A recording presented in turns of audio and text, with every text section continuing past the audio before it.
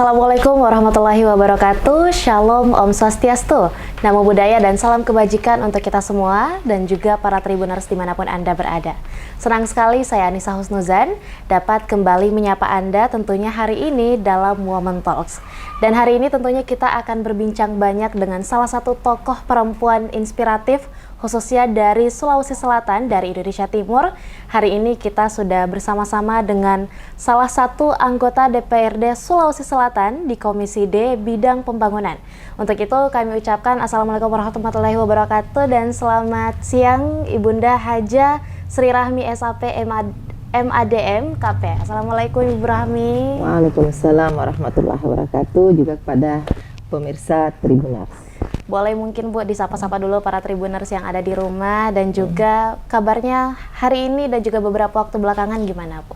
Ya, alhamdulillah kita masih disibukkan dengan silaturahim ya, setelah Lebaran ya. Alhamdulillah baru nyampe tadi siang dan langsung bertemu dengan kru Tribuners ini. Luar biasa. Iya, luar biasa. Dan mudah-mudahan perbincangan kita bermanfaat. Khususnya untuk teman-teman perempuan penonton setia Tribuners. Amin ya rabbal alamin. Luar biasa ya Bu ya. Nah, tentunya tadi setelah saya memperkenalkan ya Bu ya, kalau Ibu ini selain dari sebagai ibu rumah tangga juga adalah salah satu anggota dari DPRD Sulawesi Selatan. Boleh mungkin Ibu Rahmi menceritakan kepada para Tribuners tentang bagaimana sih Ibu menjalani kehidupannya sehari-hari di samping kesibukannya sebagai ibu rumah tangga tapi juga sebagai anggota DPR.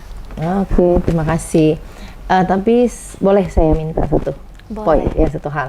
Panggil saya Bunda. Bunda. Ya, panggilan akrab saya Bunda.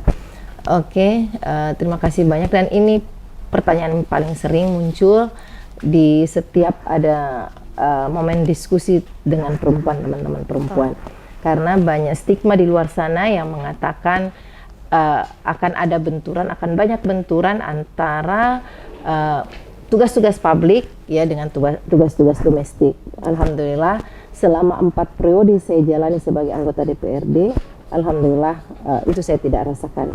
Walaupun ada tapi tidak signifikan ya, tidak signifikan. Yang intinya adalah komunikasi yang intens dengan semua anggota keluarga, dengan suami dan dengan anak-anak. Dan siapapun yang berada di lingkungan terdekat keluarga kita, itu yang paling penting, komunikasikan. Dan ketika suami sudah memberikan dukungan yang maksimal, ya insya Allah semua jadi nyaman ya, karena membangun rumah tangga itu kan tidak sendiri tapi bersama dengan suami. Iya, luar biasa. Nah, tadi kita mungkin sempat sedikit berbincang bahwa ternyata Bunda Rahmi ini juga sebelumnya pernah menjalankan media sendiri, bikin podcast sendiri. Artinya sampai hari ini Bunda Rahmi insya Allah sudah mampu memberikan motivasi yang cukup banyak untuk masyarakat, khususnya mungkin wanita ya Bu ya. Bagaimana mungkin Bunda Rahmi sendiri bisa berada di titik ini? Tentunya pasti prosesnya cukup panjang, dan bagaimana sendiri Bunda Rahmi menghadapi atau mungkin dapat kita katakan mematahkan stigma bahwa perempuan itu cukup terbatas untuk banyak hal.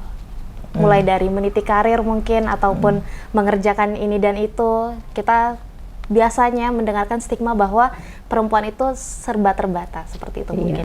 Dan jangan pernah percaya dengan stigma itu. Betul. Ya, jangan pernah. Dan bisa sampai di sini karena hal itu yang saya bisa patahkan ya. Dan alhamdulillah 4 periode, jadi sejak 2004 ya saya masuk DPRD, awalnya di DPRD Kota Makassar, tapi sebenarnya terjun langsung ke dunia politik menjadi caleg itu sejak 1998, sejak pemilu pertama di era reformasi.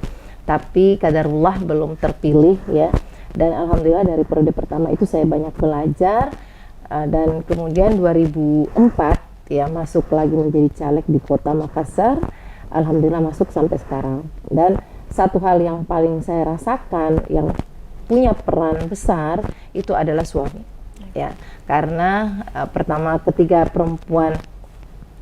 kita berkeluarga pastinya ridho suami ya kita utamakan, dan setelah itu perjalanan itu menjadi lancar ya, karena kan sudah mendapat dukungan suami full ya, dan anak-anak juga alhamdulillah alhamdulillah sangat mendukung, sangat kooperatif, sehingga semua agenda-agenda publik, agenda-agenda politik itu alhamdulillah bisa dijalani, bisa maksimal sampai saat ini. Dan sejak awal juga suami saya berpesan, jangan pernah minta kompensasi karena Bunda seorang perempuan. Jangan pernah. Ya, jadi karena di dunia politik itu tidak mengenal gender sebenarnya. Tidak ada laki-laki, tidak ada perempuan. Karena kami itu disumpah dengan tugas dan fungsi yang sama. Ya, tidak ada perbedaan sumpah antara anggota DPRD laki-laki dengan anggota DPRD perempuan, tidak ada. Kerja-kerja kami sama semua. Porsi tugas kami sama semua. Sehingga ketika seorang perempuan mau terjun ke dunia politik, mau menjadi anggota DPRD atau masuk ke parlemen, itu betul-betul harus siap secara mental untuk bersama-sama dengan laki-laki di dalam ruangan maupun di luar ruangan. Betul. Nah, artinya untuk para perempuan yang ada di rumah dan khususnya para Tribuners ya Bunda, artinya yang dapat memposisikan kita sebagai perempuan dapat dilihat equal dengan pria tentunya adalah diri kita sendiri. Bagaimana kita membuktikan bahwa kita pantas ya Bunda ya. Betul, memantaskan diri. Memantaskan ya, diri. Saya selalu menyampaikan seperti ini di depan teman-teman perempuan. Ketika saya diundang menjadi narasumber berbicara tentang peran perempuan di dunia politik, saya menyampaikan pantaskan dulu diri kita. Ya, pantaskan. Jadi kita jangan, oke lah teman-teman kemarin teman-teman aktivis LSM perempuan ya berhasil menggolkan affirmative action yang 30% dalam undang-undang pemilu ya. Tapi kita tidak boleh terlena dengan fasilitas itu. Kita harus memantaskan diri, pantas, memang pantas. Kita punya kualifikasi, kita punya kompetensi ya, dan memang dicari oleh partai politik bahwa kita memang kompeten untuk layak untuk masuk di partai politiknya dan layak memang untuk masuk menjadi anggota DPRD. Ya, memantaskan diri itu. Karena walaupun ada affirmative action ya, undang-undang election itu 30% perempuan wajib, kadang-kadang teman-teman perempuan, sebagian teman-teman perempuan hanya untuk sebagai pelengkap saja, pelengkap dari regulasi itu. Mereka tidak memantaskan diri. Ketika mereka terpilih masuk ya, secara elektabilitas mereka terpilih, suara rakyat banyak ke dia ya. Tapi kemudian ketika masuk di parlemen itu baru kelihatan ya, apakah mereka ini betul-betul memperjuangkan, bicara untuk memperjuangkan rakyat, atau hanya sekedar electionnya saja atau suara rakyat saja yang dia bawa, tapi kemudian setelah di dalam diam. Nah, ini akan kelihatan nanti. Nah, kita berharap teman-teman perempuan itu ya bukan saja merasa keterpilihannya di masyarakat itu bagus, tapi juga harus memantaskan diri bahwa memang betul mereka adalah perwakilan rakyat ketika di parlemen. Ya, bersuara, bersuara dan berjuang. Ya, dan memiliki power ya tentunya Bunda ya. Ketika mereka ingin mendapatkan suara dan juga ketika mereka sudah berada di posisi tersebut, tentunya harus memiliki power tertentu dan bisa bermanfaat bagi masyarakat luas. Luar biasa. Jadi perjuangan kita itu tidak hanya sampai saat pemilu, bahwa kita meraup suara yang banyak, pantas untuk duduk, tidak sampai di situ saja. Nah, kemenangan itu tidak sampai di situ, tapi kita harus bisa memastikan, bisa memaintenance amanah rakyat itu sampai di parlemen, sampai selesai 5 tahun. Luar biasa. Nah, terkait dengan mungkin bagaimana pengalaman dari Bunda Rahmi sendiri selama berada di parlemen, bagaimana anggota DPRD, mungkin Bunda Rahmi bisa jelaskan kepada para Tribuners tentang bagaimana anggota DPRD terlibat dalam perencanaan dan juga pengambilan keputusan pembangunan di provinsi. Ya, pastinya wajib ya. Semua kalau misalnya di DPRD Provinsi Sulsel itu kan ada 85 anggota ya. Itu semuanya wajib terlibat dalam proses perencanaan. Karena dalam APBD itu ada namanya perencanaan, ada pelaksanaan, ada pengawasan. Jadi semua ini harus siklus penganggaran itu, semua anggota DPRD harus masuk di situ ya. Dan teman-teman perempuan ya harus memastikan diri bahwa tidak ada satu pun dalam siklus penganggaran itu yang luput dari peran mereka, ya harus wajib, ya. Dalam hal perencanaan, ya kita harus ada di situ. Karena apa? Kita mewakili dapil kita mewakili konstituen kita, ya. Disitulah kemudian kita berjuang memastikan bahwa semua aspirasi yang kita raup, yang kita dapatkan pada saat reses atau pada saat kita turun ke dapil, kunjungan dapil, itu kita masukkan, kita sampaikan dan kita perjuangkan dalam rapat-rapat pembahasan perencanaan itu. Dan perjuangan kita tidak sampai di situ, Tribuners, ya. Kita harus lanjutkan lagi. Lihat, ketiga perencanaan itu sudah di ACC, sudah sudah masuk, kedua pihak eksekutif dan teman-teman di parlemen sepakat, ya. Dan itu kan masuk dalam dokumen APBD. Nah, pada saat pelaksanaan eksekusinya itu kan dilakukan oleh dinas-dinas. Peran kita tetap harus ada. Dalam bentuk apa? Pengawasan. Kita mengawasi, kita mengontrol apakah betul target sasaran dalam dokumen APBD itu sesuai dengan di lapangan. Apakah anggarannya sesuai, peruntukannya sesuai? Ya, karena kan banyak kita lihat, katanya kenapa ini yang dapat padahal tidak layak dapat. Kenapa bangunannya seperti dan seterusnya tidak sesuai dengan besteknya dan seterusnya. Nah, ini fungsi pengawasan kita di sini, peran pengawasan kita dan evaluasi juga setelah pengawasan, ya. Tidak harus berhenti, masih ada lagi yang harus kita lakukan, yaitu evaluasi terhadap kerja-kerja yang dilakukan oleh teman-teman eksekutif. Seperti itu. Nah, sekaitan mungkin dengan program-program yang disusun dan juga direncanakan dan kemudian diprogramkan dalam pembangunan daerah dalam tentunya, APBD. Ya, dalam APBD. Bagaimana mungkin program-program pembangunan yang diusulkan itu dipastikan sesuai dengan kebutuhan dan juga potensi masyarakat di provinsi tentunya. Ya, semua anggota DPRD itu kan ada wajib melakukan reses. Ya, di dalam reses itulah kami semua turun ke masyarakat, khususnya ke dapil, ke konstituen kami. Dan di situ kami melakukan serap aspirasi, meminta masyarakat, mengumpulkan mereka dan meminta masyarakat untuk menyampaikan apa yang menjadi aspirasi mereka di lapangan, ya. Perbaikan jalan kah, pendidikan kah, atau kesehatan atau apalah itu, ya. Dan yang menjadi kewenangan kami, yang menjadi kewenangan DPRD provinsi, ya kan, kewenangan itu kan dibatasi, ya. Kami punya kewenangan sendiri, DPRD provinsi, itulah yang kemudian kami ambil untuk kami sampaikan di dalam rapat paripurna yang dihadiri oleh gubernur. Dan setelah itu kami setorkan laporan hasil reses dan tidak sampai situ, kami kawal.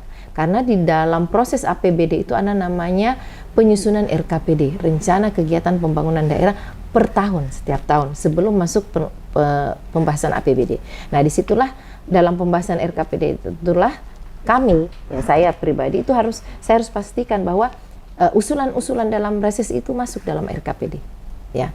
Kalau tidak ada dalam RKPD maka tidak akan bisa dilanjutkan dalam proses dokumen dalam bentuk RKPD, ya. Jadi memang kerja-kerja kami di DPRD itu anggota dewan harus tekun, ya, harus berkesinambungan dan tekun, ya. Kalau orang sini bilang harus teliti, harus teliti. Itu pun kita tidak cuma sekedar mengikuti hadir di proses penyusunan RKPD itu, memastikan bahwa usulan kita itu masuk dalam poin-poin RKPD, tapi kita harus teliti lagi, betulkah sudah masuk itukah? Ya, karena kadang-kadang dalam prosesnya, dalam rapat, masuk, tapi setelah kita lihat dokumen kok tidak masuk. Nah, inilah dunia politik. Di sinilah kemudian kita harus cermat, ya, kita sebagai anggota DPRD, wakil rakyat, cermat dan teliti di setiap proses pembuatan dokumen untuk pembangunan. Bahkan mungkin bukan hanya memastikan dalam bentuk dokumennya, ya Bu, ya, tapi juga realisasinya sampai sejauh apa itu harus tetap dikawal. Pasti, ya Bu, ya, luar biasa. Tapi kita tidak bisa lanjut tentang implementasi kalau dokumen tidak ada. Jadi kita betul-betul harus teliti, cermat dalam memastikan bahwa usulan-usulan itu masuk dalam dokumen perencanaan. Nah, mengingat mungkin karena pembangunan atau proses realisasi program dari DPRD sendiri tentunya melalui proses yang cukup panjang, Bu, apakah mungkin ada beberapa kendala yang seringkali mungkin dihadapi oleh pemerintah provinsi dalam merencanakan dan melaksanakan program pembangunan? Ya, pasti. Ya. Apa saja? Pasti tarikan kepentingan dari 85 anggota DPRD. Ya, kami 85 mewakili masing-masing dapil kan. Ya, pastinya kami punya agenda di dapil masing-masing. Ya, contoh misalnya, kan kita APBD terbatas, uang di mana di kas daerah kan terbatas. Ya, misalnya contoh ini ya, contoh anggaran yang ada cuma 10 juta. Ya, tapi ini kan usulan dari masyarakat banyak. Ya, dari Pindrang banyak, dari Makassar juga ada, dari Luwu ada, semua tentang jalanan misalnya. Dan semua merasa urgen, menjadi prioritas. Ya, saya sebagai wakil rakyat yang dari Makassar, pasti juga saya punya argumen untuk memperjuangkan aspirasi rakyat saya, aspirasi masyarakat saya. Saya kan pasti di dalam forum itu saya menyampaikan bahwa jalanan Makassar lah yang paling urgen, yang priority untuk kita perbaiki. Ya, karena Makassar adalah etalase Sulawesi Selatan, misalnya contoh. Nah, disitulah kemudian kita beradu argumentasi bagaimana argumen-argumen yang kita sampaikan itu diterima oleh semua teman-teman, ya, dan menganggap bahwa ini memang layak dan ini memang prioritas. Nah, disitulah ditantang atau dituntut kelihayan dan kecakapan berdiplomasi dari anggota DPRD. Ya, jadi ya memang itu adalah skill berkomunikasi itu yang harus dimiliki oleh teman-teman anggota DPRD. Ya, bagaimana coba kalau misalnya seorang anggota DPRD hanya mengandalkan gendernya saja, keperempuanannya saja, setelah terpilih diam, itu kan tidak ada apa-apanya. Ya, kasihan teman-teman aktivis perempuan di luar sana pasti akan sangat kecewa, ya, akan sangat kecewa dengan terpilih tapi diam, ya, cuma sebagai figuran saja di kantor DPRD, kan sayang, ya, seperti itu. Artinya siapapun yang terpilih menjadi figur perwakilan rakyat, khususnya di beberapa daerah yang menjadi dapil yang mewakili dapil dan beberapa daerah tertentu, tentunya tergantung kepada sekuat apa power yang dimiliki oleh perwakilan dari daerah dapil tersebut. Betul, ya Bu ya. Iya. Jadi kan kami misalnya contoh ya dapil Makassar itu kan kami ada 8 orang. Berarti kan kami harus kompak. Bagaimana kami bisa memperjuangkan dapil Makassar untuk kepentingan-kepentingan, untuk bisa meraup mengalokasikan anggaran untuk pembangunan Makassar. Iya. Berarti untuk para tribuners, kalau misalnya mau daerahnya atau wilayahnya semakin baik ke depannya, coba dipilih lagi ya Bu ya. Siapa tokoh yang kemudian akan dipilih atau mungkin dipercayakan dan menjadi bagian dari perwakilan rakyat yang betul-betul dapat mewakili, baik itu dari memberikan suara dan juga memperjuangkan hak-hak kedaerahan, seperti itu ya Bunda ya. Ini kan juga saya berharap ya kepada Tribun yang mudah-mudahan ini menjadi acara ini Women Talk ya, menjadi sebuah sarana edukasi politik kepada Tribuners agar mereka cerdas dalam memilih nanti di 2024 ya. Jangan pilih karena cantiknya atau karena gantengnya ya. Juga jangan pilih karena keterpopulerannya ya. Tapi coba perhatikan kapasitasnya. Apakah dia memang fighter, mampu bersuara, berjuang pada saat dia di parlemen. Ya, karena banyak juga yang itu tadi yang saya sampaikan bahwa sampai di parlemen hanya sebagai figuran, tidak pernah kedengaran suaranya, ya, tidak pernah kedengaran suaranya, tiba-tiba selesai 5 tahun. Ya, ini yang harus Tribuners harus cermat dalam memilih nanti. Oke, luar biasa. Nah, yang kemudian mungkin Bunda yang ingin saya tanyakan, kalau misalnya tadi kita berbicara tentang seperti apa saja kendala dari pemerintah provinsi atau mungkin badan legislatif provinsi menghadapi berbagai masalah ataupun kendala dalam proses realisasi, mungkin Ibu juga boleh menceritakan sedikit mungkin tantangan terbesar yang maaf Bunda hadapi dalam karir Bunda sendiri ya, ataupun juga bagaimana Bunda menghadapi dan mengatasi masalah tersebut. Lebih kepada di kantor ya, berkomunikasi dengan sesama teman-teman anggota DPRD ya, karena ini kan banyak kepala, banyak latar belakang pendidikan dan banyak berbeda latar belakang politik, berbeda partai. Dan ketika kita di parlemen, kita kan harus memperjuangkan aspirasi rakyat ya. Itu adalah komunikasi politik. Bagaimana kita bisa agenda-agenda masyarakat itu bisa kita golkan, komunikasikan dengan teman-teman yang kepalanya yang 85 orang ini dengan berbagai latar belakang dan berbeda partai politik. Itu yang luar biasa. Nah, yang paling berkesan bagi saya itu waktu saya di DPRD Kota, saya menginisiasi Perda kawasan tanpa rokok. Ya, saya menginisiasi itu luar biasa. Dan kebetulan saya juga pimpinan pansusnya. Ketika bicara rokok kan pasti stakeholder utamanya itu adalah laki-laki. Betul. Iya kan? Tapi alhamdulillah saya berhasil menggait beberapa bapak-bapak untuk masuk menjadi bagian dari inisiatif KTR itu, ya. Alhamdulillah. Itu karena apa? Karena komunikasi yang intens, memahamkan mereka tentang pentingnya, mengedukasi mereka tentang pentingnya perda tersebut. Ya. Walaupun notabene laki-laki ada di dalam situ, maksudnya laki-laki itu kan mayoritas perokok ya.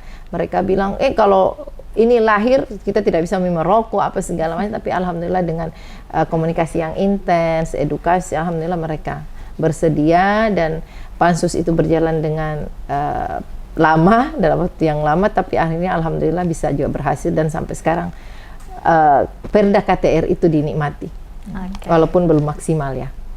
Nah, tentunya sampai berada di titik karir Bunda Rahmi sendiri sampai hari ini itu adalah melalui proses yang cukup panjang, proses belajarnya juga mungkin cukup lama ya Bunda ya. Boleh mungkin Bunda Rahmi sedikit atau banyak-banyak membagikan apa-apa saja sih kegiatan yang mungkin Bunda Rahmi sering lakukan. Di depan kita juga terlihat ada beberapa buah buku. Boleh mungkin diceritakan tentang hobinya yang menulis atau apapun yang biasanya Bunda Rahmi lakukan dalam bentuk pengembangan potensi diri. Oke. Yang pertama yang ingin saya sampaikan bahwa belajar itu sepanjang hayat. Ya. Saya punya prinsip semua tempat adalah sekolah, semua orang adalah guru. Sama siapapun itu. Ya. Termasuk guru-guru Tribun ini. Ya, guru saya juga nih. Jadi itu yang menjadi pegangan saya, sehingga di semua proses yang saya lalui saya memang saya harus mengambil pelajaran. Saya harus mendapatkan sesuatu hal yang positif dari interaksi itu, ya. Hatta kepada orang jahat dalam tanda kutip, ya, orang jahat sekalipun saya harus mendapatkan hal yang positif dari mereka, ya. Dan saya berusaha untuk bagaimana agar semua waktu yang saya lalui itu produktif.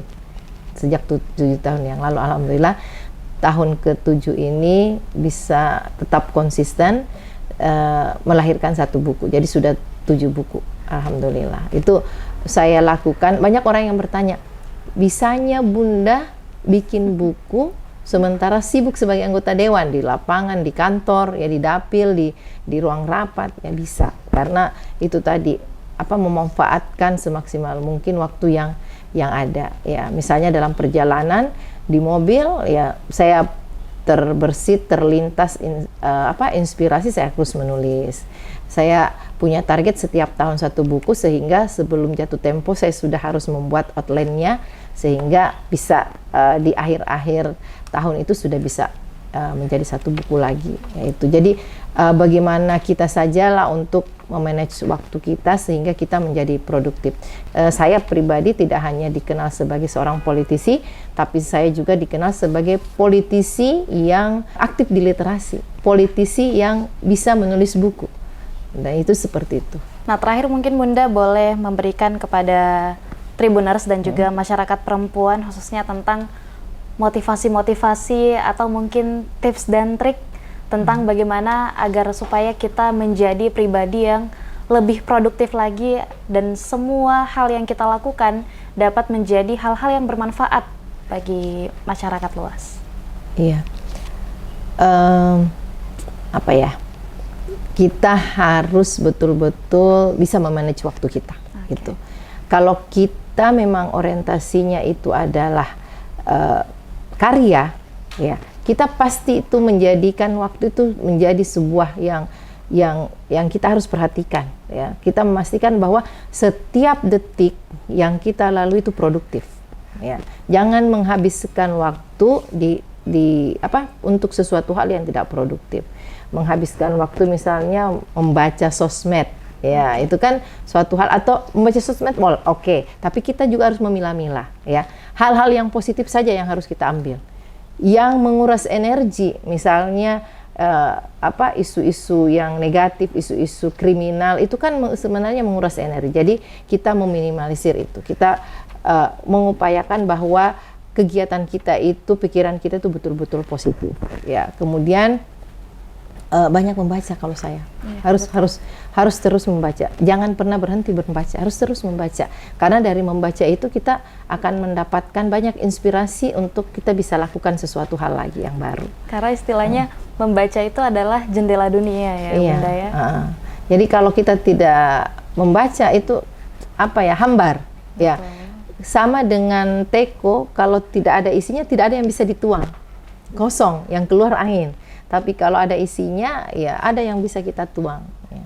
Jadi sampai sekarang ya masih terus belajar. Saya walaupun 4 periode di DPRD, di parlemen, saya tidak pernah merasa bahwa saya lah yang paling hebat, saya lah yang paling jago. Tidak. Saya terus belajar, memperbaiki diri, karena saya yakin bahwa setiap periode itu ada perubahan, ada dinamika. Ya seperti contohnya sekarang ya.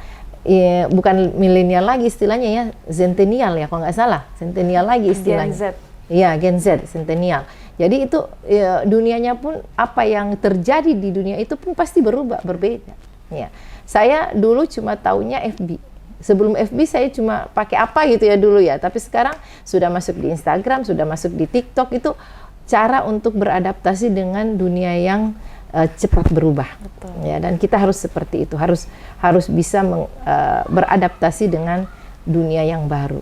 Oh ya, satu hal boleh ya, Bunda. Ya, kalau saya cuma menyampaikan ke teman-teman Tribuners kalau mau membaca, kalau saya senang membaca biografi, ya, karena saya mencari inspirasi apa yang dilakukan oleh tokoh-tokoh tersebut. Dan saya tidak membatasi diri saya dengan agama tertentu saja, tokoh-tokoh agama tertentu saja, tapi semua tokoh dunia saya baca. Mahatma Gandhi saya baca, Bunda Teresa saya baca, Che Guevara juga saya baca. Ya, saya baca semua biografi orang-orang kuat atau tokoh-tokoh dunia. Dari situ saya mengambil banyak inspirasi untuk mengimprove diri saya. Termasuk salah satu yang luar biasa bagi saya adalah Soekarno. Ya, itu salah satu banyak hal yang menginspirasi saya dari sosok Soekarno. Jadi tentunya yang terpenting adalah kita mampu belajar banyak hal. Tentunya tergantung kepada diri kita ingin menggali sebanyak apa pula ya Bunda ya. Dan tentunya kami sudah cukup banyak mengobrol hari ini, dan insya Allah semoga obrolan kita hari ini cukup bermanfaat ya Bunda ya. Terima kasih banyak kepada Bunda Rahmi tentunya. Mudah-mudahan kita dapat bertemu di lain waktu, dan juga tentunya terima kasih kepada para Tribuners yang telah menyaksikan Women Talks pada hari ini. Saya Nisa Husnuzan dan seluruh kru yang bertugas pamit undur diri. Wassalamualaikum warahmatullahi wabarakatuh dan sampai jumpa.